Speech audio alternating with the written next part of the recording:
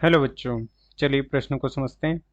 एक चिकने रेल पथ पर स्थिर खड़ी हुई एम द्रव्यमान की एक रेल कार के दोनों किनारों पर एम द्रव्यमान के दो व्यक्ति खड़े हैं। बाईं ओर खड़ा व्यक्ति बाईं ओर से इस रेल कार के सापेक्ष क्षैतिज चाल u से कूदता है। इस कारण दाहिनी ओर चलने लगती है। कार दाहिनी ओर चलने लगती है। इसके पश्चात दूसरा व्यक्ति दाहिनी ओर पुनः इसी चलती रेल कार के सापेक्ष यू चाल से कूदता है। दोनों व्यक्तियों के बाहर कूदने के पश्चात रेल कार का वेग ज्ञात करें। हमें रेल कार का वेग ज्ञात करना है। मुख्य अवधारणा में हम देख सकते हैं कि माना कि कोई एम द्रव्यमान की गेंद है, m1 द्रव्यमान की गेंद है जो कि u1 वेग से m2 द्रव्यमान की गेंद जो कि u2 वेग से गतिशील है की ओर गति करती हुई उससे टकराती है तथा टक्कर के बाद m1 द्रव्यमान की गेंद का वेग v1 हो जाता है तथा m2 द्रव्यमान की गेंद का वेग v2 हो जाता है।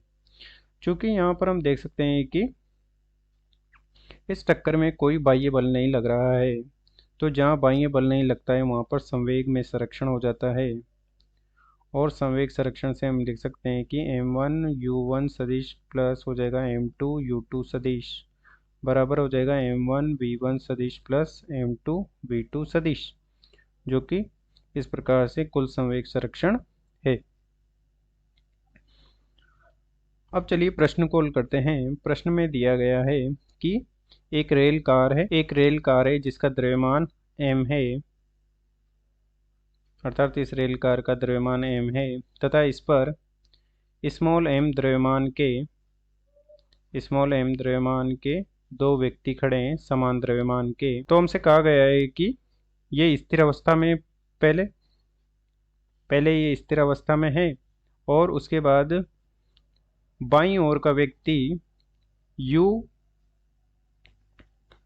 धरती के सापेक्ष u चाल से बाईं ओर कूद जाते हैं, अर्थात ये इस प्रकार से इधर कूद जाता है। तो ये रेल कार पीछे की ओर गति करने लगती है, अर्थात ये रेल कार इस ओर से पीछे की ओर गति करने लगती है। तो हमें बताना है कि इस स्थिति के लिए हम पहले संवेग संरक्षण देख लेते हैं, फिर हम दूसरी स्थिति पर देखेंगे।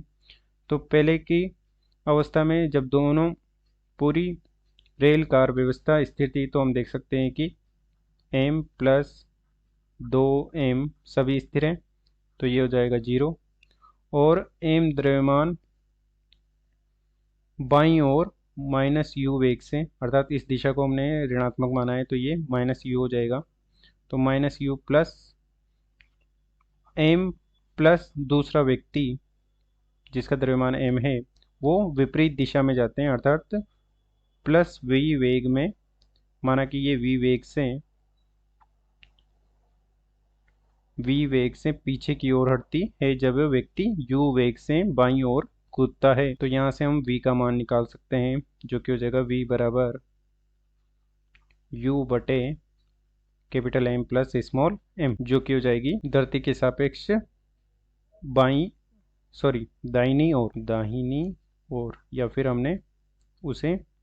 दाहिनी ओर या फिर हमने उसे प्रदर्शित कर दिया है कि किस दिशा में है v का मान। अब हम देखते हैं कि दूसरी स्थिति क्या है।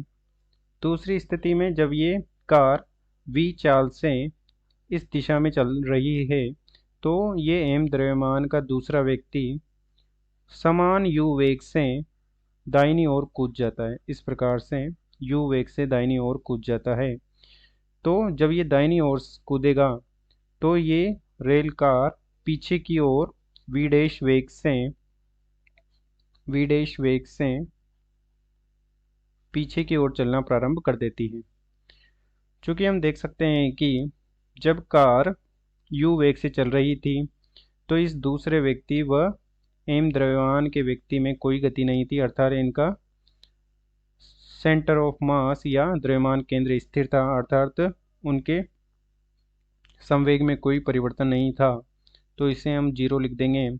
और जब वह कूद गया m द्रव्यमान का व्यक्ति u वेग से प्लस दिशा में कूद गया तो ये हो जाएगा mu।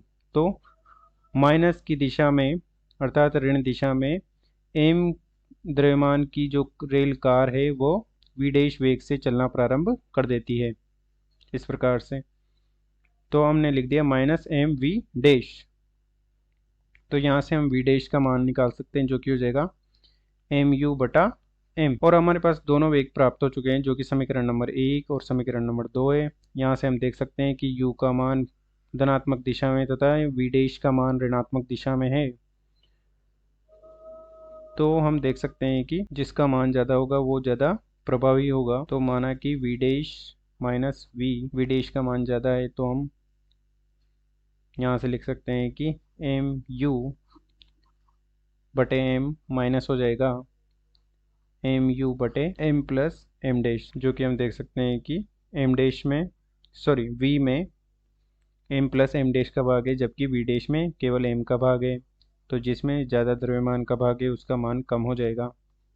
और इसे हल करेंगे तो हमारे पास प्राप्त हो जाएगा हमें m की घात 2 गुणा u बटे m गुणा m प्लस m, जो कि इसकी दिशा हो जाएगी v डैश की दिशा में, अर्थात ये हो जाएगी v डैश माइनस v, अर्थात रेल कार ऋणात्मक दिशा की ओर गति करेगा, ऋणात्मक दिशा